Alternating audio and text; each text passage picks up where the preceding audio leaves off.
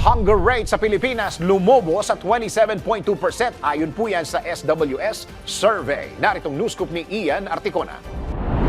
Nadagdagan ang bilang ng mga pamilyang Pilipinong nakaranas ng involuntary hunger o gutom ngayong buwan.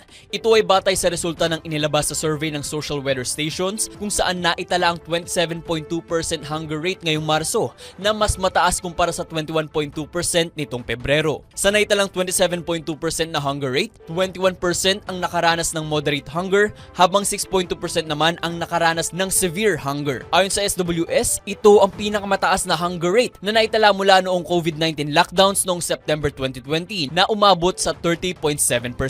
Nagmula sa Visayas ang pinakamaraming bilang ng mga pamilyang Pilipinong nakaranas ng gutom na sinundan ng Metro Manila, Mindanao at Balance Luzon. Isinagawa ang nasabing survey noong March 15 hanggang 20 sa pamamagitan ng face-to-face interviews sa 1,800 na Pilipino nasa edad 18 pataas. At yan ang News Scoop. Ako si Ian Articona, nagbabalita ng tama, naglilingkod ng tama.